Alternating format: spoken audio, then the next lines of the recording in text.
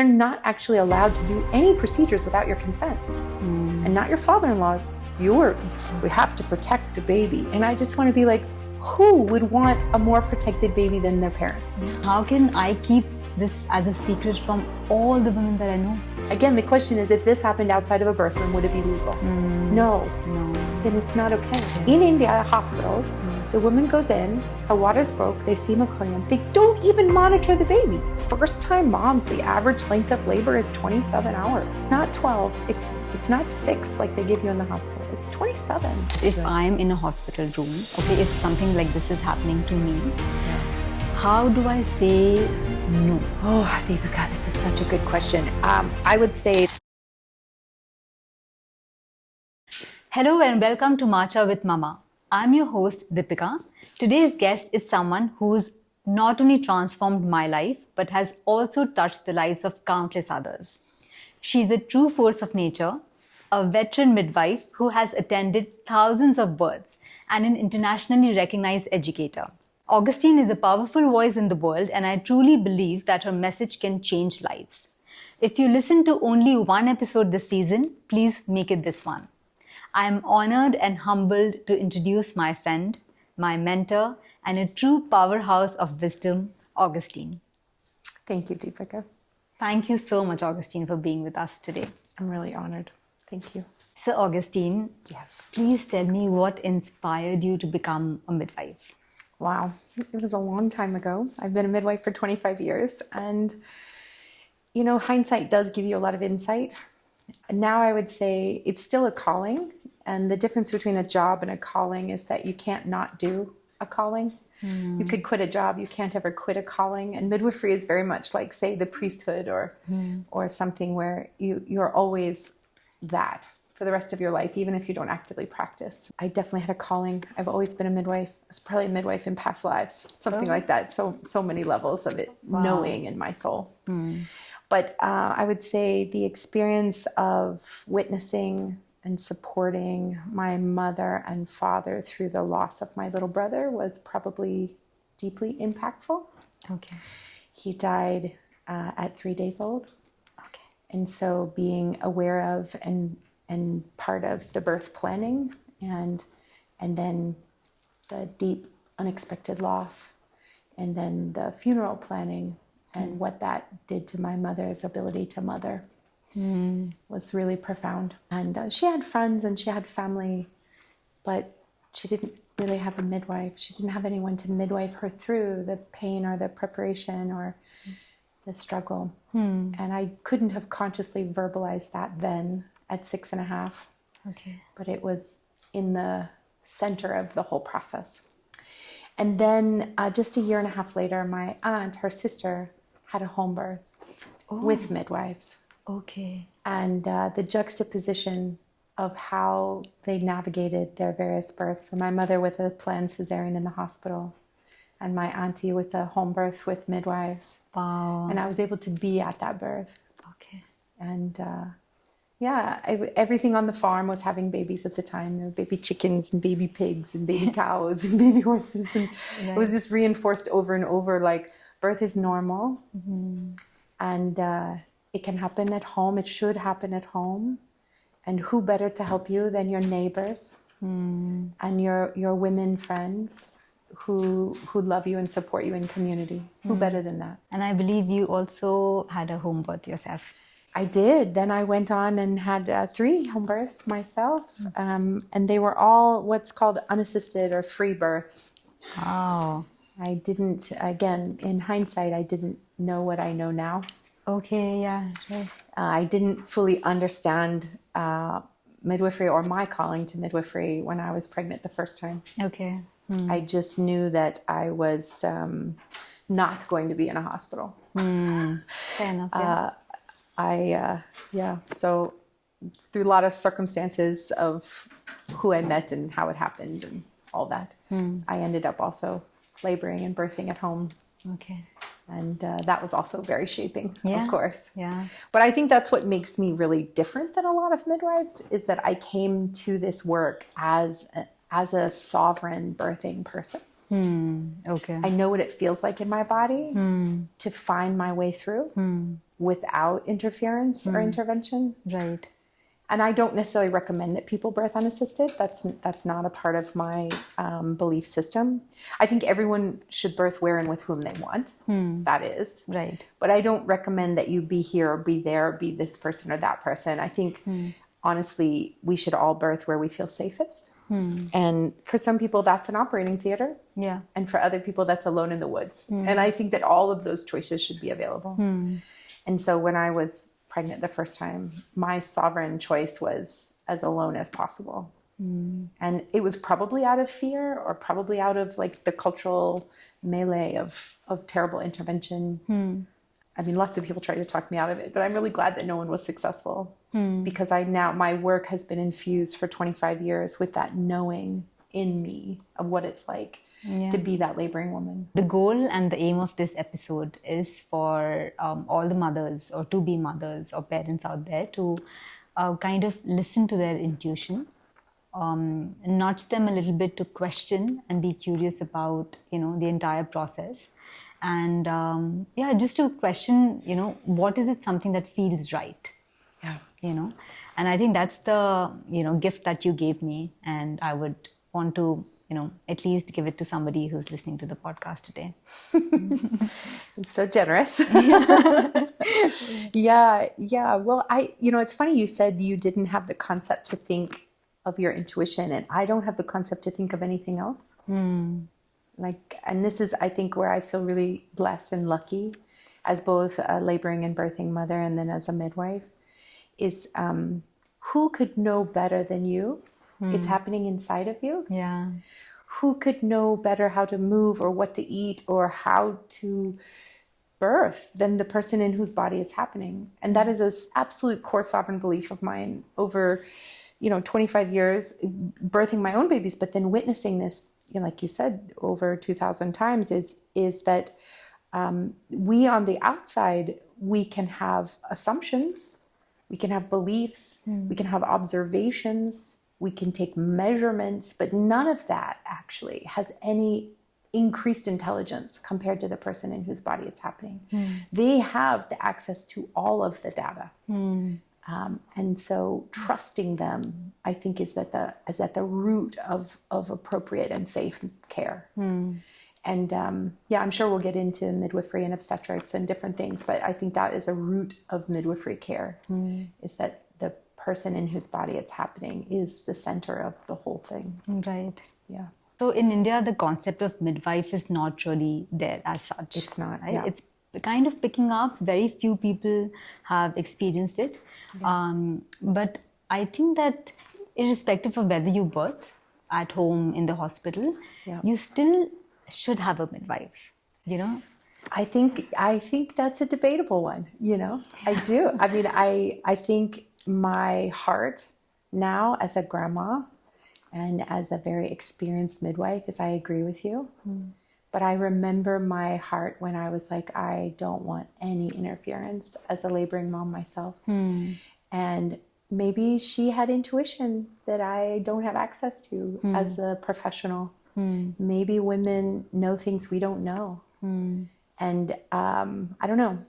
I think that if you have the inspiration and the gumption to plan a birth all by yourself, and again, who should know better than you? Right. So we can point to statistics and we can say, actually, the risk of resuscitation and babies who have complications and mothers who hemorrhage and like these exist and we need treatments for them. And that is all true.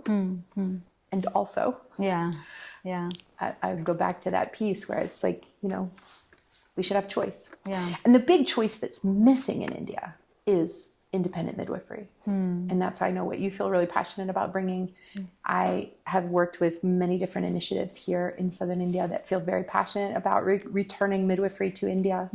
It was stolen between the 50s and the 70s when Western Obstetrics marched through India. And I think even now there's still a practice of paying practitioners or paying mothers to birth in the hospital in India as an attempt to institutionalize childbirth and get birth out of lay people, midwives' hands, etc. And again, driven by statistics, there's some there's some reason for that, because there have been a history of worse outcomes with lesser trained providers. But I think that's what we need to really ring the bell for, is that the traditional dais is not what you used and not what we're recommending. What we're recommending is a midwife, a modern midwife, which is the blend of art and science, medicine and intuition. And we kind of are the best of all worlds. We have highly trained clinical skill, diagnostic skill, equipment, procedures, techniques to resuscitate and stop hemorrhage and solve all kinds of issues. Yeah. And then we also bring herbs and homeopathy and touch and presence and the sacred art of what it's like to be with woman. Right. And that massive skill set combined together is modern midwifery. And that's what actually is the best of all worlds. And I agree. I want everyone to have access to midwives. Yeah. But if for some reason you don't choose that, or if you choose to have a baby by cesarean, I think that we should always respect women. That's at the core of what I believe. Yeah. But I feel like mothers in general nowadays, what I've seen around me, they have stopped questioning. Even when I was going through my own pregnancy, before I got into your care, I was going to a gynec, right? For my routine checkups and everything. I and my husband, we had so many questions, but because they were not answered, she became very defensive, the doctor, while answering. After a certain point, I stopped asking questions. Right? Wow. Because I was like, I don't want to, create a problem with my gynec who's going to deliver my baby. Wow. Until then, fortunately, things happened and then I met you. But I feel so many of people around me go through the same thing. Yeah. They don't want to upset their doctor. Yeah, and there's a lot to that. There's many layers. I think we can't really talk about modern obstetric care without talking about infantilization, which is where fully grown adults are treated like children. And I think we can't really talk about obstetric care without talking about obstetric violence and obstetric rape. And I think a really simple question that I've used in various advocacy settings is just ask yourself, if this were happening outside of a birth room, would it be legal? And if the answer is no, it is not acceptable anywhere. And so much of what happens to women in labor, or even like you said in the prenatal visits, is actually assault. It is, yeah. And at the very least, it's gaslighting or medical gaslighting, or it's even invalidation and emotional abuse, where they're essentially trained to stop being in their sovereign decision-making. They're trained to stop using their intellectual brain. They're trained to stop asking questions. And that whole paradigm of I'm the doctor, I know best is the patriarchy. Yeah. It's paternalism. It's a holdover from an era in Indian culture, in global culture that is devastating to women. Yeah. And I think one of the reasons why, I just love getting to know you in many layers. This is another layer, is, how much wisdom you bring and how many layers of this that you're trying to unravel for yourself and now for others. And not questioning is a symptom of the environment that we're living in. And you found how to question. You stood up, even on your due date, even when your water broke, you had questions. Yeah. And that is so profound. And I think, this might be a very controversial statement, but I would say any provider who is unwilling to hear every question is not really eligible to be a provider. Because otherwise, what are they doing besides convincing, coercing, or medically gaslighting? Like, who should have more information than the one in whose body it's happening? And I think there's this really strange thing. This happens in the US too. In times I've practiced there too. There's this strange thing where it's like, we have to protect the baby. And I just want to be like, who would want a more protected baby than their parents? Yeah. Certainly there are random examples of people who are in addiction and drug abuse and what have you. But the general population has babies because they want the babies. Yeah. So why wouldn't we want to trust their decision about what's safe for their child? It's such a backwards thing. it's paternalism. It's this idea that someone would know better than you in the same way that we think of children. Like, oh, sit down. I'll take care of you. Yeah. And I think there's nothing more disrespectful to women than that behavior. And I'm sorry you experienced it. And I'm so glad you got out of it. Yeah. And I'm so glad you're doing this because more women and fathers and grandparents and everyone who's involved in the welcoming of a new baby can be encouraged to ask those questions. The reason why I feel so strongly about this, Augustine, is I've seen both the sides and I've felt like I don't know enough about myself or about my baby, or actually somebody else is better handling my baby than I am.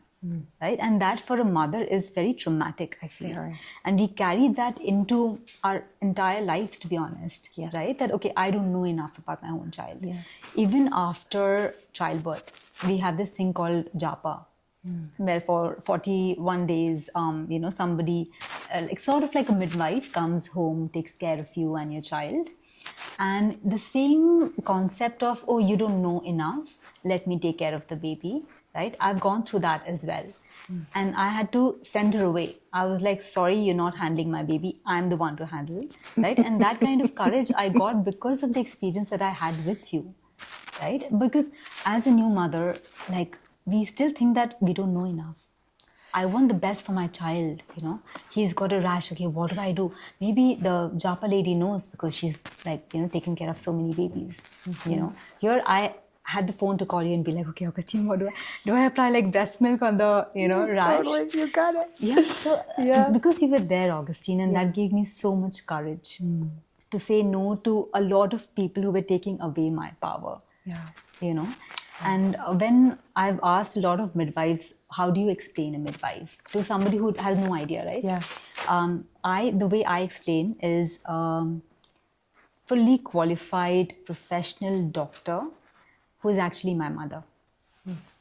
So I feel, but that's how I feel like my mother's not going to want anything bad for me ever.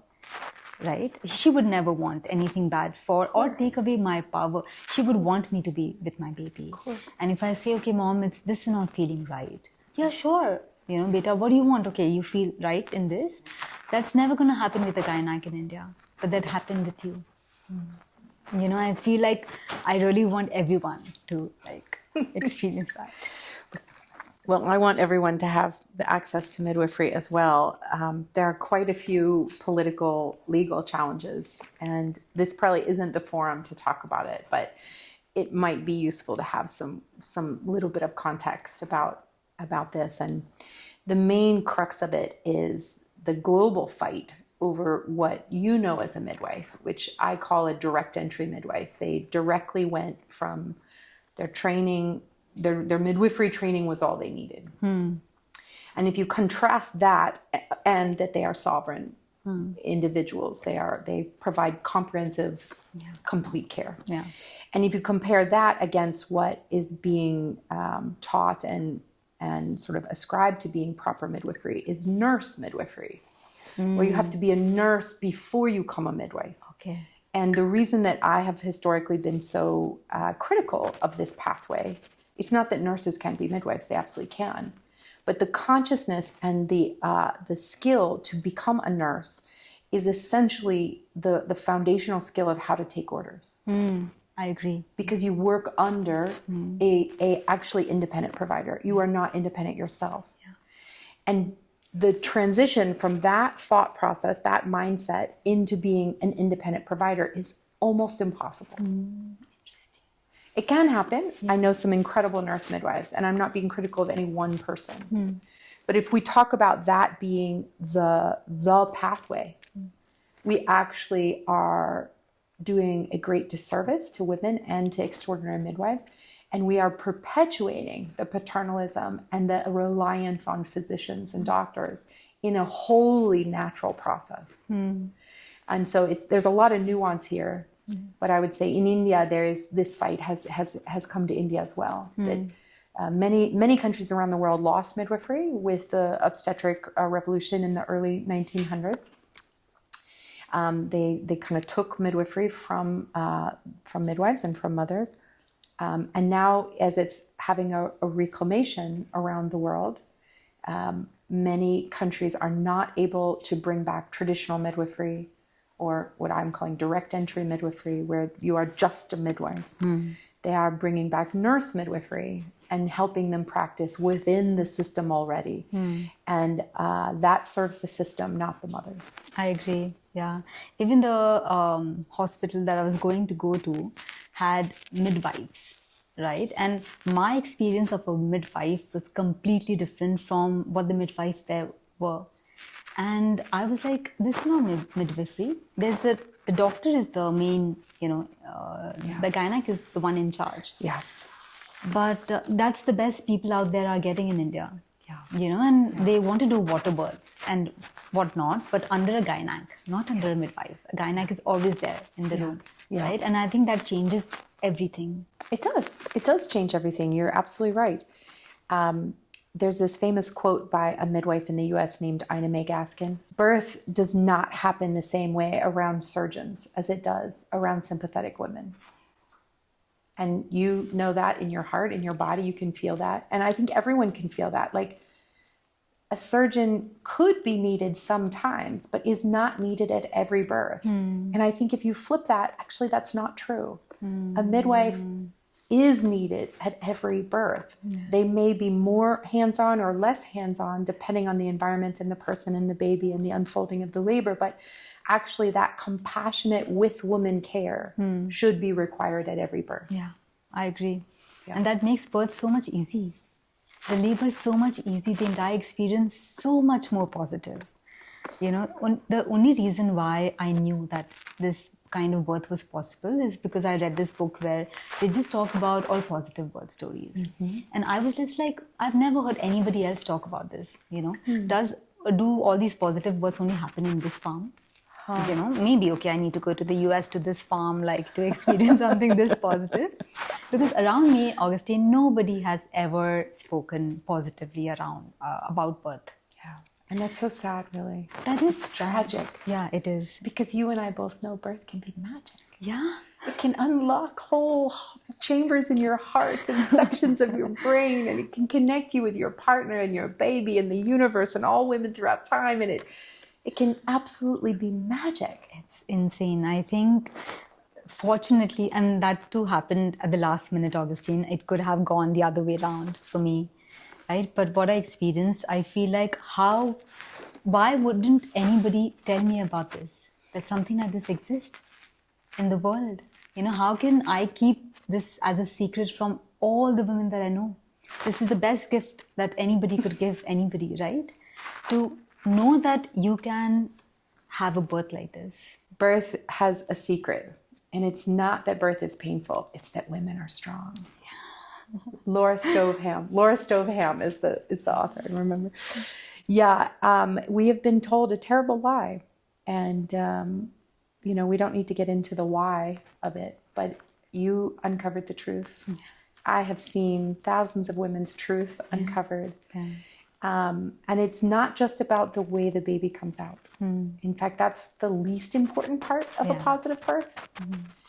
The foundation of a positive birth is that you are heard and you are respected and you are seen. And there's always consent before someone touches you, and that you are the sovereign decision maker. And if that's true, you can literally birth by cesarean and still have a positive birth experience. If that's true, you can give birth standing on your head and still have a positive birth experience. Because I think that's when people think, midwives, and they think, you must have a natural water birth to have a good birth. It's like, no, actually, you just need to be the center of everything. Like it's supposed to be. Again, in whose body it's happening. And that's what midwifery does. I think that's why I've been a midwife all these years, and that's why I teach it and talk about it, and it's sort of consumed my life. It's because what could be more important than how we arrive on this planet? I agree. What could be more important than that porthole, which is that mother and that family? What could be more important than honoring and supporting them in the way that they need to be supported? Which brings up another interesting point, and that is culturally matched care. I'm a huge believer in culturally matched care.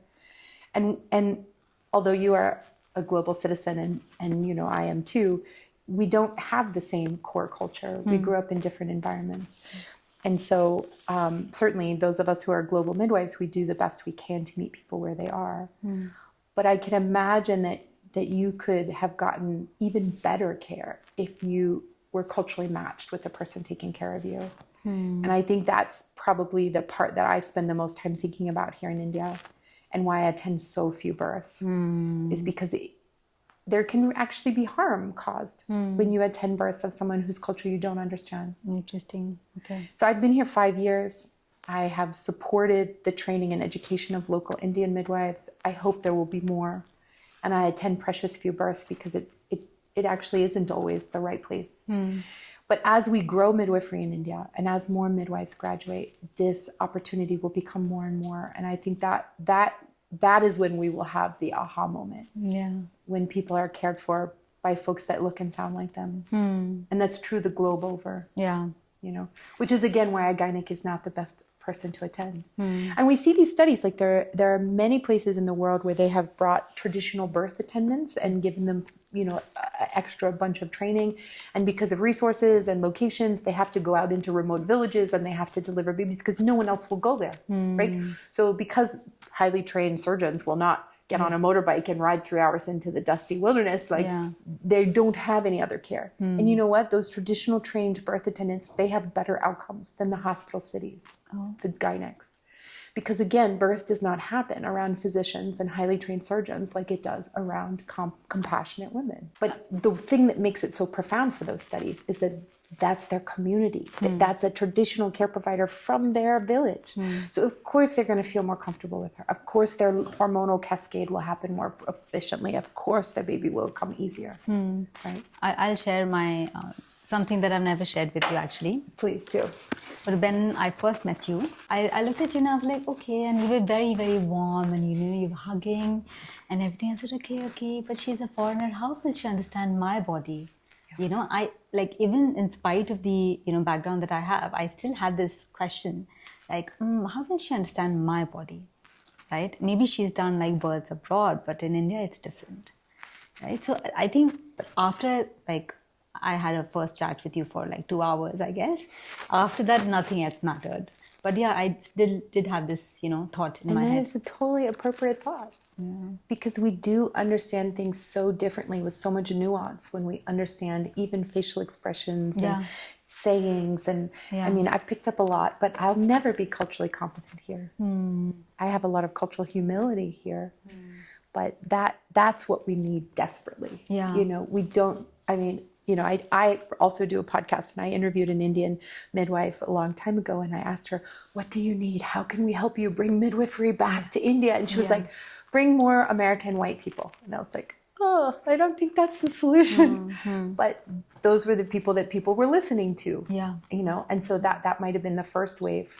And that is happening at, you know, there are various institutions around India that have imported American midwives, UK midwives, Australian midwives, what have you, to try to influence it. And that's important because there's no one locally that is left, really. I mean, because the profession was all but annihilated. But as we do come back to fully practicing, fully fledged, culturally matched midwives in India, then those are the ones to listen to. And luckily, there are a few now. In Kerala and in Hyderabad and here in Bangalore, there are a few local Indian midwives, and those are the experts of this culture. If you are a pregnant woman looking for this kind of care, even for you to travel to south of India for a couple of, you know, there are months. a couple options here in South India, and it does, how you birth impacts you for the rest of your life. So it does matter that much. It's true. Yeah, I talk about this a lot with my clients and their parents, who have oftentimes been really traumatized and experienced something very different, right? So when their children find midwifery, and grandparents are such a part of care here, that they're at prenatals and they're at birth and they're at postpartum, they're at newborn care, so they are a part of this process. And when I talk to them, I just say, think about how many times you've thought of your birth in your lifetime. That's how important it is. It's one of those rite of passages. You have, you know, your rite of your wedding, your birth. I mean, they're a precious few rites of Yeah. passage in our lives. And it is a day that you will remember for the rest of your life. And we should do as much as we can, not just to have a medically safe outcome, but to have a mentally safe outcome, to have an emotionally safe outcome, to have a family that feels safe with each other and about the experience, to have a provider that feels safe. These are critical, important decisions, and they impact you for the rest of your life. Yeah. I mean, I know you've been interviewing people, so you've probably heard some stories, and I have sat on couches and had clients come and talk to me about helping them or figuring out what happened to them over the last 5 years. And it is just, we're at a crisis here in India. I agree. It's hard to find someone who doesn't have birth trauma. Yes, I agree. Unfortunately, yeah. It's a crisis level. Yeah. And the cesarean, the overuse of cesarean is the least of the problems. Like, honestly, and the cesarean rates are epidemic levels. Yeah. I mean, the World Health Organization maintains that cesarean rates should not be over 15% in any country. And here they are triple that. Yeah. More. I mean, private hospitals in Bangalore sometimes have a 70% cesarean rate. It's criminal, honestly, to have to convince that many people that their bodies are incapable of birthing. I mean, like, it's madness. I mean, don't get me started on that. But the cesarean, the overuse of the cesarean is literally the least of the problems. Being held down, being separated from your family, being slapped or yelled at in labor, having your baby taken from you. Those are like life-changing events. And if they all happen one after another, no wonder women are experiencing depression. No wonder they are overwhelmed. Because then you have motherhood, which in its own is enough, right? But to go through a bodily process that is literally akin to rape and be told nothing's wrong, be gaslit the whole time, that is madness. And it happens every day. It's happening right now, today. I did the math at one point, and I found that every single day in Bangalore, 600 babies are born. Wow. Which means right now, like in this very second, there are women being yelled at. There are babies being separated from their parents. There are untold number of vaginal exams without consent being done, which is all assault. Again, the question is, if this happened outside of a birth room, would it be legal? No. Then it's not okay, right? Yeah. Yeah. So if a mother during labor, what are the lies that she's told that, okay, we have to go for a cesarean? Oh, I've heard so many. Oh my God. Probably my favorite one was a client who came to see me, and she'd had 2 cesareans, and I asked her why. And she said because her baby was high. Was high? Yeah. Her baby was too high. What? No, to understand how ridiculous this answer is, you have to understand a little bit about physiology. And a baby cannot get low until they have, number 1, engaged. Number 2, the hormones of labor have stretched and thinned the cervix and the cervical ligaments. And number 3, there are strong contractions acting upon the baby to push it into the pelvis. So if none of those 3 things have happened yet, of course it's high. Yeah. That's like normal. Yeah. Right. Yeah. I've also had so many women tell me that they had a cesarean because their baby had the cord around the neck. Which is absolute madness. As a clinician, I can tell you that 30% of all babies do have the cord around their neck, and we unwrap it. Yeah. Like, it's the simplest thing. Yeah. No intervention, no equipment, no procedures. The baby comes out, and then the mom or the midwife can unwrap it. Yeah. And if it's particularly tight, we unwrap it on the pelvis, on the perineum. But that's like the easiest thing. It's like if you're a student midwife, that's like the second thing you learn. It's so easy. It's like not why would we do major abdominal surgery and put both mom and baby at risk for something that's actually normal? That's crazy. I've also had people tell me they had a cesarean because of meconium staining. Which is another kind of baffling concept to me. All babies have meconium in their intestines at term. If they go past date or even to their due date or anywhere near their due date and the uterus is having some squeezing, then it's like a tube of toothpaste. Like, some gets squeezed out. Like, meconium alone is not a sign of anything except for you're mature. 10% of babies have meconium staining, and only 1% go on and develop the risk, which is meconium aspiration pneumonia. Okay. But babies who are having respiratory distress as a result of the meconium had distress prior. And distress is calculated by listening to the heart tones. It's not by looking at the water. And so in India hospitals, the woman goes in, her water's broke, they see meconium. They don't even monitor the baby. When that's actually the skill to tell if they're okay or not. They're just rushing for a major intervention without actually knowing what's going on. I've had women tell me they had cesareans because an earthquake was scheduled, or predicted. So they had to have the baby out before the earthquake. I mean, the list just goes on and on. It's literal madness. How many percentage of women can actually give birth naturally? It's not 100%. Okay. If death is unacceptable. Okay. Right? Okay. So if we want to lose no babies and lose no women, we do need to have a certain amount of intervention. Okay.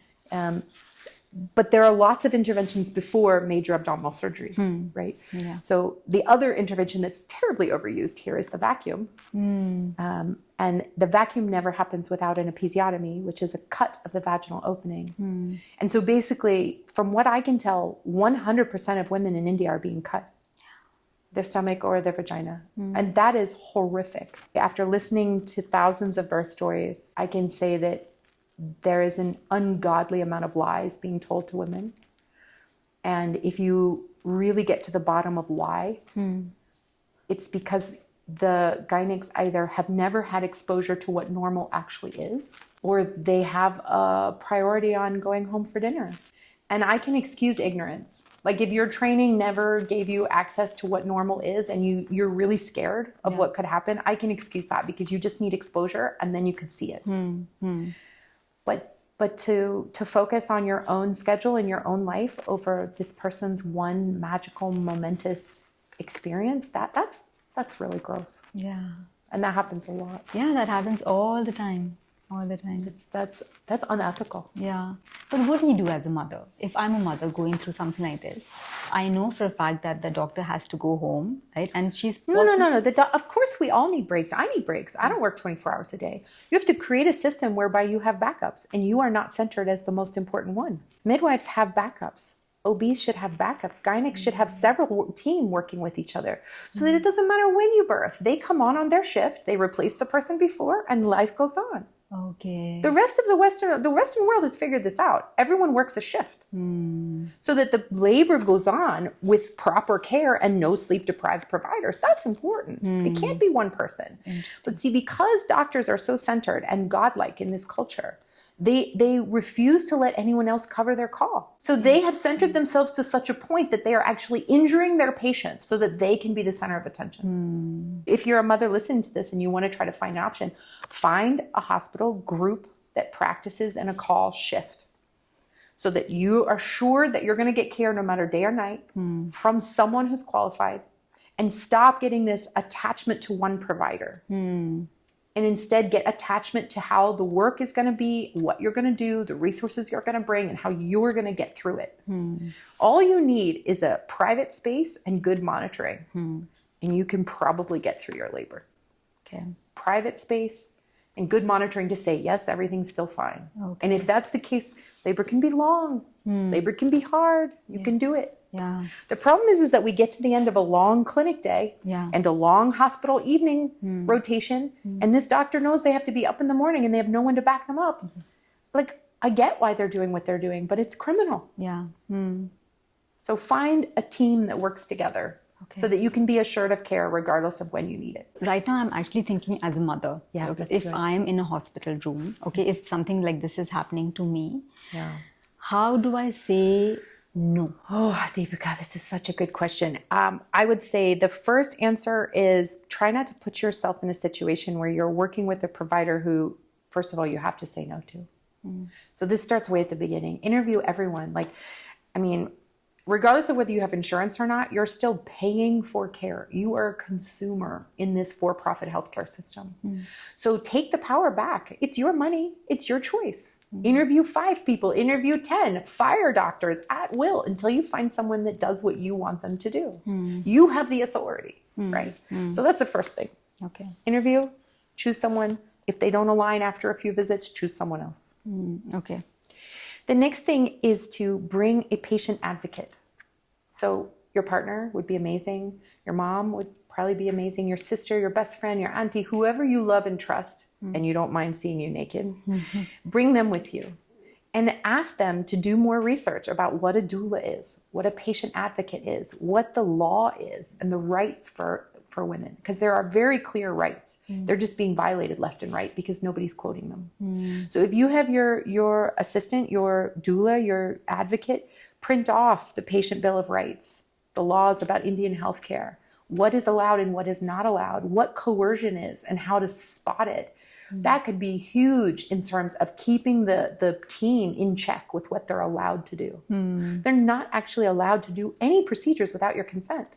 And not your father-in-law's, yours. Oh, okay. But unfortunately, culture overrides, humanity sometimes, and we're not seeing that in action. So find someone who's going to be there for and with you. The other thing I think that pregnant women and their partners and their whole families can do is spend some time studying what normal is. If no one on your care team understands what normal, at least you can know what normal is.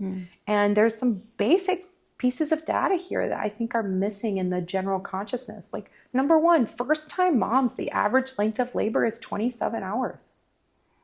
It's not 12. It's not 6 like they give you in the hospital. It's 27. Wow. Now, that's from the first contraction to the baby out. And hopefully you spend at least half of that at home because nothing needs to be done when you're in early labor. But that's not quick.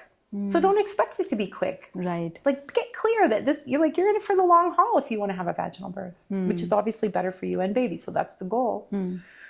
The other thing is understanding that fetal monitoring, listening to that heart rate, is what the job of any labor attendant is. A midwife, a nurse, a doctor, we're all being like, how is that baby? Because I can see how you are. How is that baby? Which means we need to listen to the heart rate at regular intervals throughout the labor to say, yep, they're doing fine, or no, they're not, and we need to do something different.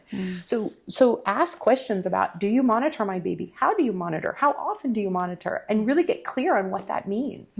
Because if they're not doing that, why are you even there? Like, honestly, the whole point of labor management is to monitor your vital signs and baby's vital signs. And the only vital sign we can monitor for baby when they're on the inside is the heart rate. So if nobody's doing that, you might as well be in the woods. You might as well be in your backyard in a birth tub because nobody's actually providing care. Right.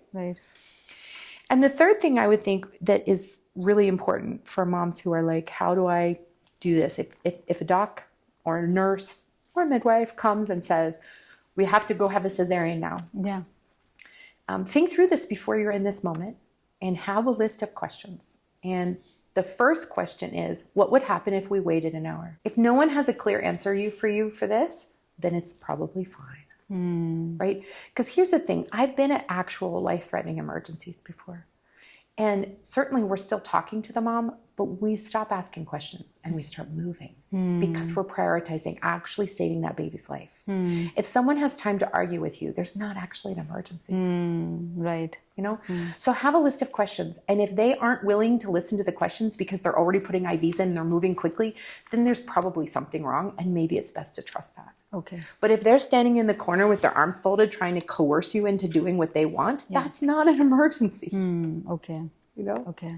So ask questions, have a list of questions pre-printed so that you don't have to try to remember in that moment.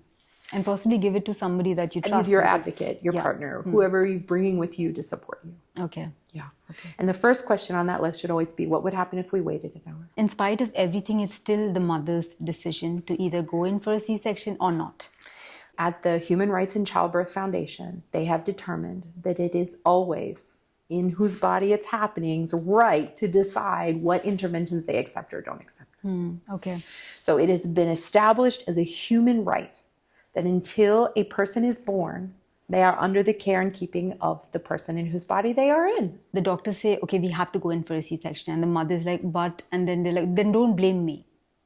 You see what happens and then, whatever happens, you see. And at that point, the mother is so vulnerable. She's just like, and in labor, in so much pain. How did she comprehend an expert who's supposed to look after you saying that don't blame me, then what happens? That is the height of coercion and medical gaslighting.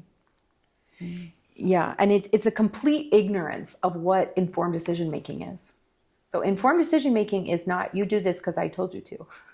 Informed decision-making is, here are the risks, here are the benefits, here are the alternatives. What would you like to do? That's informed decision making. And oftentimes presented like that, many moms are like, I don't know. I don't feel like I have enough information to make that choice. Yeah. Okay, great. Let's keep talking. Here's what I've done before. Here's what patients have done before. Here's what this book says. Here's what this website says. Here's what the CDC says. Here's what the WHO says. Like, you keep providing information. To educate the mother. Because it's their choice. Correct. Okay. And hopefully a lot of that happens before we're in labor. Yeah. So that there's some common understanding. And in fact, that's why our prenatals were 2 hours long. Because we had to talk about all that. Right. I had to know where you sit on these issues.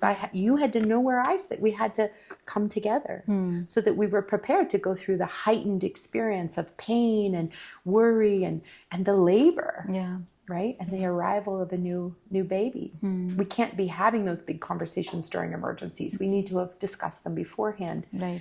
And that's not happening either. Right. That's also one of the main differences. What I notice is with the gynacs, you have 5 minutes to discuss or ask your questions and then rush like, okay, thank you.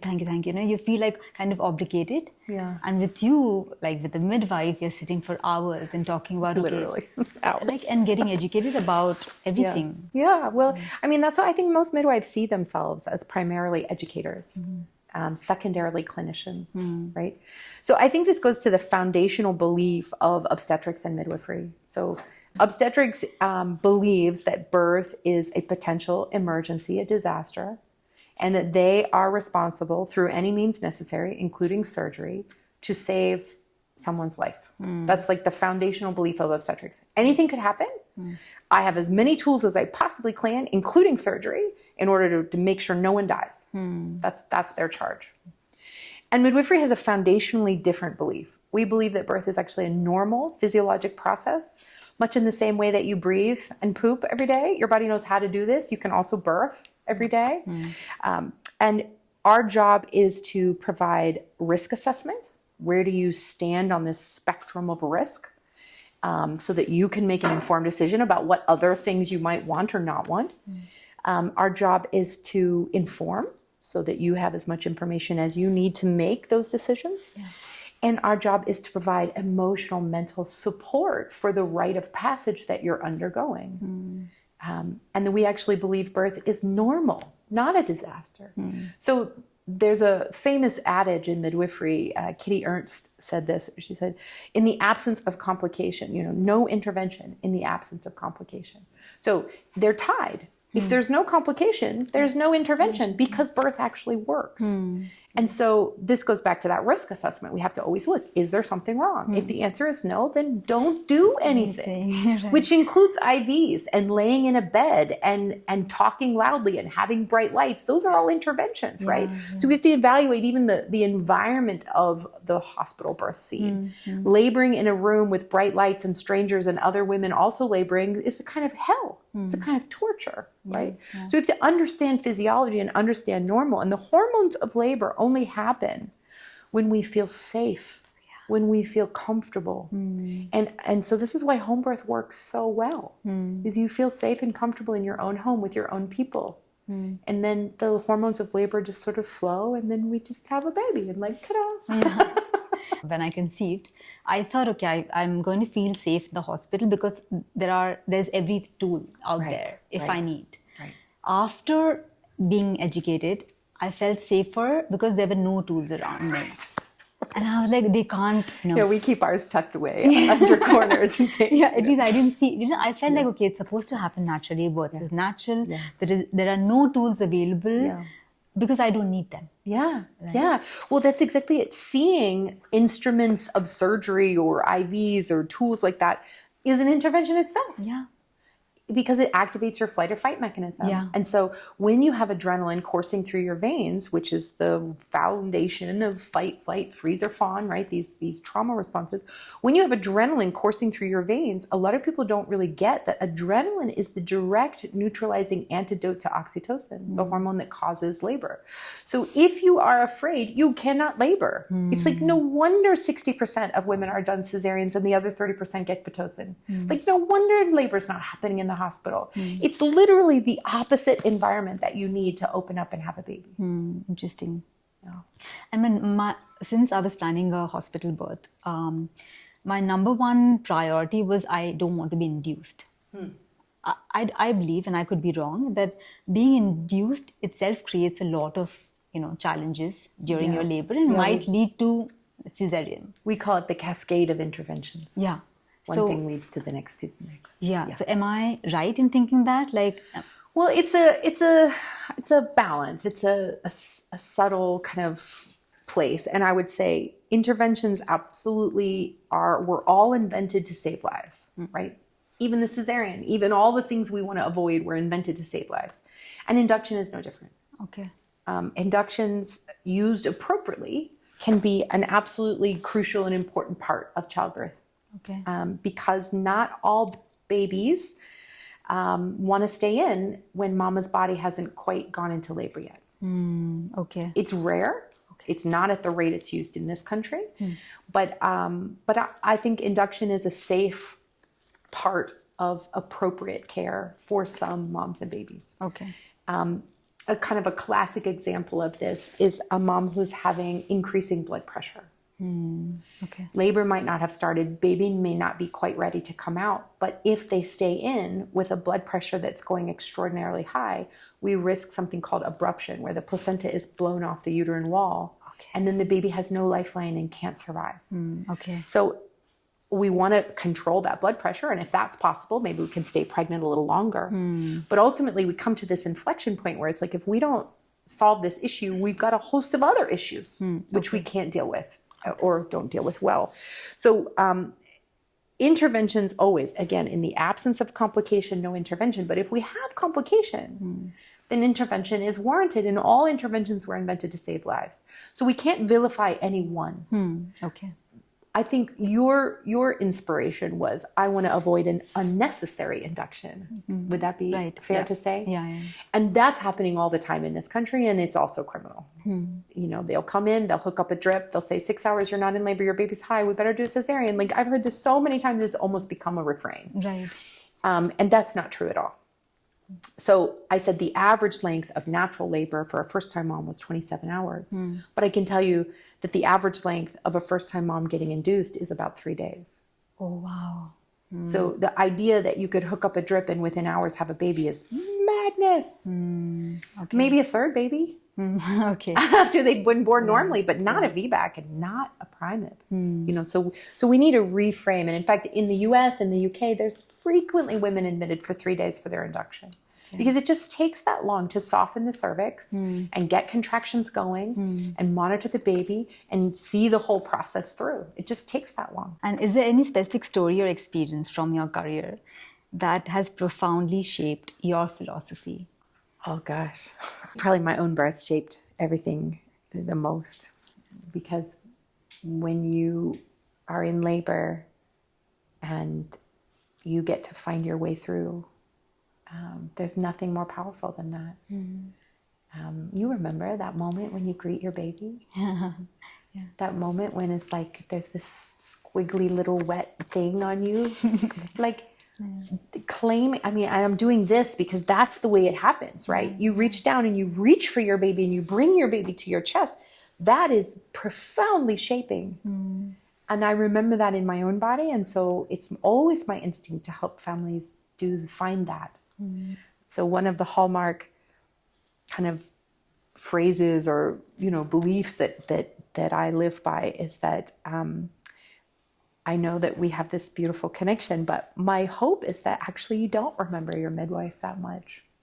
My hope is that you have this power inside of you, that you discovered who you were, and that you discovered who your partner was. And that, you look at each other after you birth and you say, oh, this man, this rock, this beautiful person who stood by me, this partner, oh, I love you so much. This was amazing. And they turn and look at you and, oh, this goddess who opened the skies and the heaven to bring my baby. I love you. Because then you're prepared to parent together.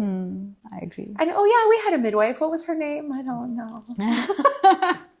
That would be the best, actually. When I look at the photographs of my birth, you're kind of invisible. Good, as it should be. You are so there, but me and Arnav, we are the center. Yes. Right. I never once, like, even when I look at the pictures now, I'm always like just looking at us and I'm like, oh my God, we were so together. Yes. Right. That's it. But I still love you. I love you too. And I fall in think- love with my clients for sure. And it's a magical connection Yeah. because oftentimes it is like a mother or a sister or an auntie, a grandma, someone that loves you dearly. And it's also like, how often are we not treated like this? Like goddesses, like the center of the world, right? So it is this very special connection. And I am so blessed to have thousands of beautiful, beautiful goddesses that I've got to see at their moment of power. And it's extraordinary.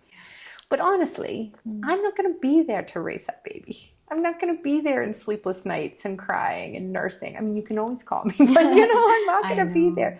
And so this is what's fundamentally wrong with the whole obstetric system, the gynex system, is they have centered themselves to the point that they have almost erased the father. In fact, oftentimes he's not even allowed in the room, or if he is, he's allowed to hold her hand and stand to the side. And there is someone else between her legs, and there's someone else who gets the thanks. And that's messed up because it invalidates your ability to parent. After you have a baby in that way, you're like, I don't know, what should we do? He's crying. I don't know where's the expert? And you might even ignore your partner who has some ideas because you were trained to ignore them in the process. Right? Or you might willingly hand your baby over to a nurse or a grandma or an auntie who's like, I got this. And then you further sever that powerful connection to your baby. Versus what I think you got to experience, as hard as motherhood is, there was this power in you that says, I birthed, I'm capable, I'm powerful. And when you have that bloom inside of you, nothing can extinguish it forever. Like you are a different human because you find your power. And, I love this midwife, Hannah Dahland in Australia. She says we have to be the Sherpas of birth, like we have to carry the heavy load up the mountain with them, the guide and the Sherpa. But she also says that it's men have to climb Everest. They have to go out there and war with the dragons. But women have their Everest inside of them. Like we can find our power just in actually living our truth and in our process. But again, only if you have a Sherpa, only if you have the midwife with you. Because if you have a technocratic trained surgeon, guess what? They're going to figure out how to do it for you. I don't remember the quote, but there was this great quote, Schopenhauer, I can't remember the name, but he said basically, if all you have is a hammer, all the world is a nail. And that's basically what's happening in obstetrics here in India. It's like all they have is surgery. So everyone needs surgery. And I think what's so profound about midwifery is that we have biomechanics and interdisciplinary education, and we have nursing, and we have obstetrics. In fact, I did a workshop for midwives once, and I had a big whiteboard on the wall. And I asked them throughout the breaks of the day while we were doing trainings to write the title of a job that they have to have working knowledge in to be a midwife. Janitor, nursing, phlebotomy, pharmacology, psychology, therapy. I mean, we got to 72 titles. Wow. So the width and breadth and depth of what it is that we're doing on a regular basis. Like when I step into a room of a laboring room, it's not a uterus I'm paying attention to. It's her psychology and her past and her mother and the temperature of the tub and who's outside and the quality of the sound that she's making and her movements. And, it's like there's 1,000 things I'm paying attention to. And this is where I am so sad for gynecs. Like they have so little to go on. No wonder they do so many cesareans. Is they go dilation, oh, you're not open. But one of my midwife friends, Nicole Morales, she has this great quote. She says, it's about the whole, not the whole. It's so silly. Interesting. Yeah. Augustine, I don't expect all the women to go out and be like, okay, I need a midwife, right? That's the only way I'll birth. No. They'll go to the hospital. A lot of them. For There's years only to so come. many choices. Right? Yeah. They will have to go to the hospital. They'll have to get care of a normal gynac, usual gynac. But I want them to have the power within themselves and to know that they know the best. Awesome. Right. I want that too.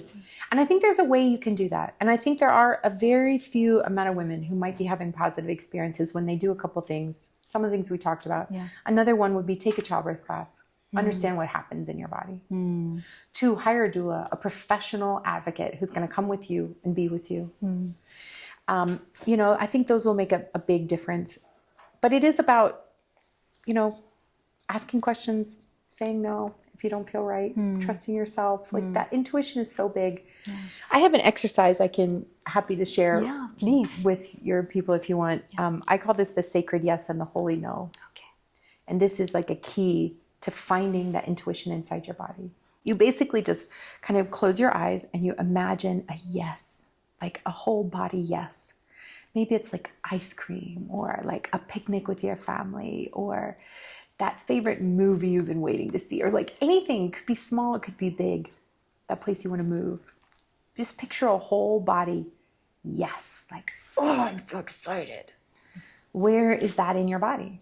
Do you feel it in your fists, in your chest, in your throat? Is it deep in your belly? Like, where do you feel that yes? In my belly. In your belly. Cool. And then we can do the opposite. Think of the last time you were grossed out, disgusted, overwhelmed, overtired, and it was like, oh, no. And try to find that in your body. And some people feel nothing at no, and they only feel yes, and that's okay. But if you feel like a tingle, a buzz, a fuzz, a like, ugh. And what you do is you just kind of action test this throughout your life. When you have a yes, memorize the sensation. When you have a no, memorize the sensation or the lack of sensation.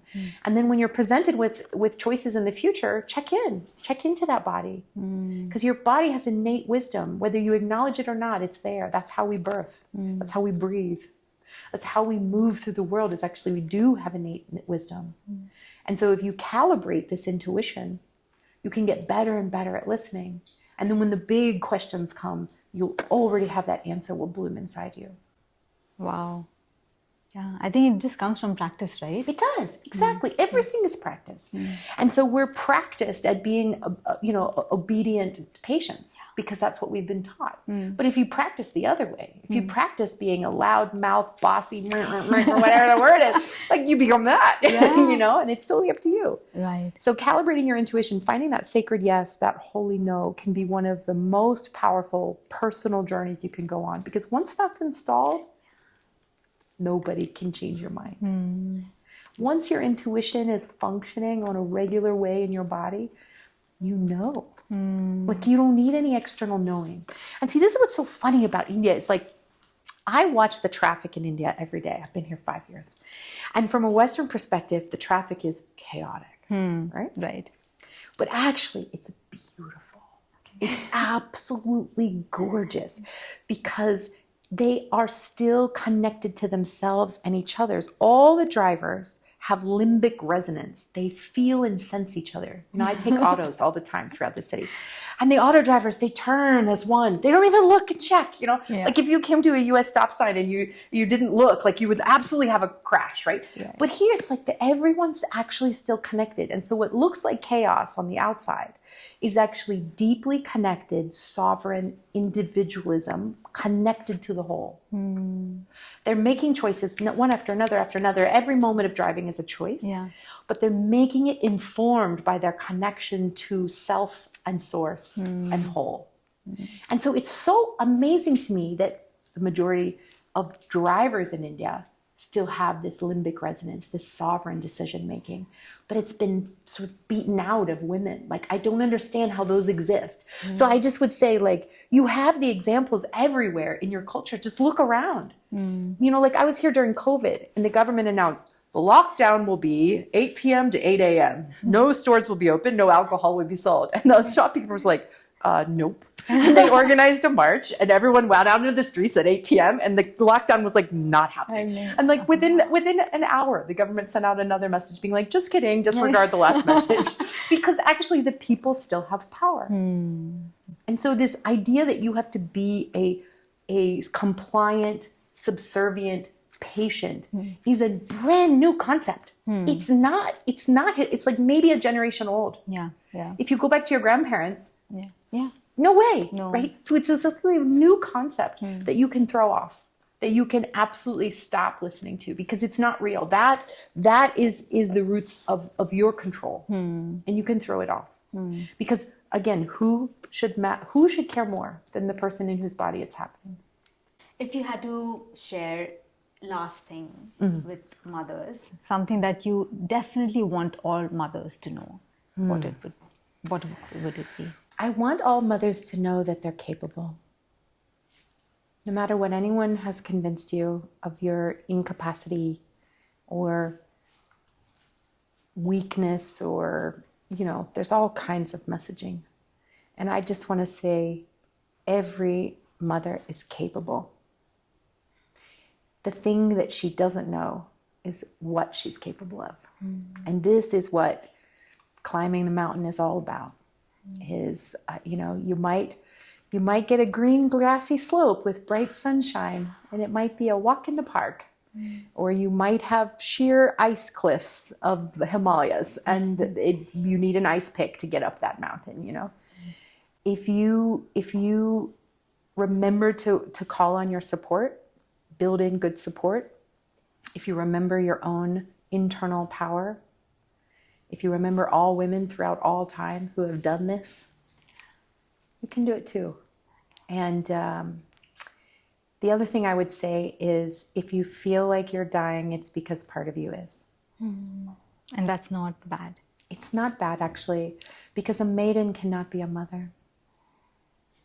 So it is the maiden who dies in the process so that the mother can be born. Beautiful. Thank you. You're so welcome. Thank you so much, Augustine, for being with us. Coffee, okay. So beautiful. Yes, thank you. Thank you so Glad you much. saw it. Thank you so much. Thank you so much. That's very sweet of you. Thank you. Yeah. That's so beautiful.